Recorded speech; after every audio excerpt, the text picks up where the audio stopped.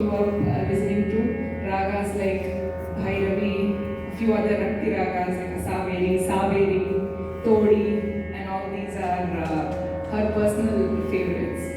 So with that, I think we'll go to the next song. Now, this is in the raga Kannada, Adi Talam. This type of composition that we are about to sing now is an Ashtapadi. So Ashtapadi, so we have Kirtanas, Kritis, Javalis and all, right? So this is an Ashtapadi. So this Ashtapadi is a composition exclusively composed by a composer called Jayadeva. So for those of you who might not know, he also popularized the Dashavataram Pralaya Vayoli Janayana. So he is the one who wrote this.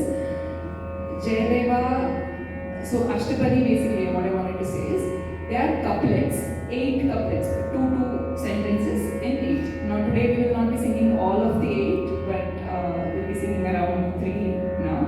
So here is it. And this is in the raga Kannada Adita.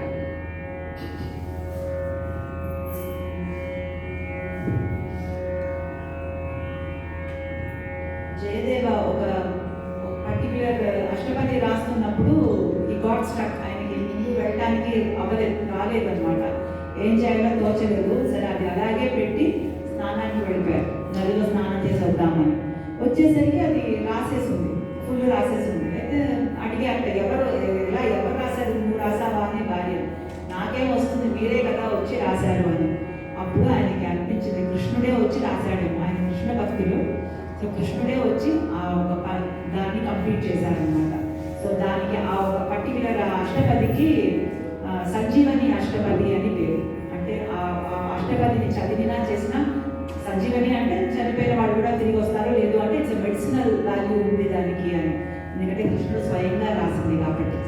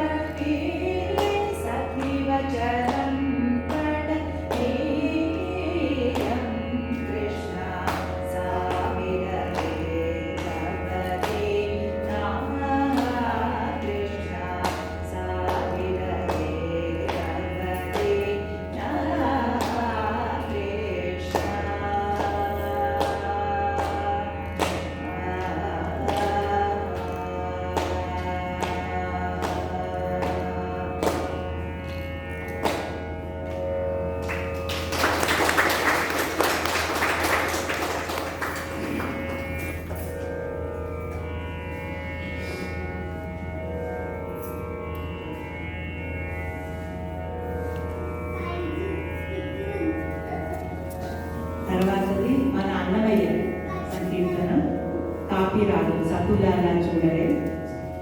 ఇందులో చక్కగా కృష్ణుడు పుట్టి అన్నమాట, ఆయన పుట్టినప్పుడే ఆయన గొప్పతనం అందరికీ తెలిసిపోయింది అని చెప్పడానికి పుట్టినప్పుడే చతుర్భుజాలు శంకు చక్రాలు అని రాసుకుంటారు ఆయన. అంటే ఆయన పుట్టినప్పుడే అవన్నీ ధరించాడని కాదు, అంటే పుట్టినప్పుడే ఈ మహిమ ఏంటో తెలిసిపోయింది, పుట్టడమే మహిమ తెలిసిపోయింది అని చెప్పడానికి యూజ్ దట్ లాంగ్వేజ్ అన్నమాట. అన్నమాచార్య ఆయన చాలా వీళ్ళందరికంటే కూడా ముందు 500 ఏళ్ళు ఏదో అనమాట. అయితే ఆయన బాణి, ఆయన రాసిన ఆ బాణిని, ఆయన స్టైల్ని చాలా మంది తర్వాత త్యాగరాజ స్వామి కానీ శ్యామశాస్త్రి వీళ్ళందరూ దాన్ని నేర్చుకుని అలా చేయాలి అని ఒక ఇన్స్పిరేషన్గా తీసుకున్నారు అన్నమాట. సో ఆయన ఆయన అంత గొప్ప ఇది. అయితే ఎమ్మసమ్మ గారికే మనం థ్యాంక్స్ చెప్పాలి. ఆవిడ పాడటంనే ఈ అన్నమాచార్య కీర్తనలు బోలెడు బయటికి వచ్చాయి. ఇంకా చాలా చాలా ఉన్నాయి, ఇంకా research is going on. So నేను కూడా చాలా వరకు నేర్చుకుంటున్నాను. కానీ it's unending music is ocean. Ocean అంటే అన్ఎండింగ్ ఓషన్, మళ్ళీ ఇది ఇలా ఉంటుంది మళ్ళీ వస్తుంది, అట్లాగే ఎంత నేర్చుకున్నా సరిపోదు. సో ఇప్పుడు నేను చెప్పినవన్నీ కూడా మేము థియరీలో మీరు చదువుకున్నవి, తర్వాత నేను చదివినవి అన్నీ మీకు చెప్తున్నాను.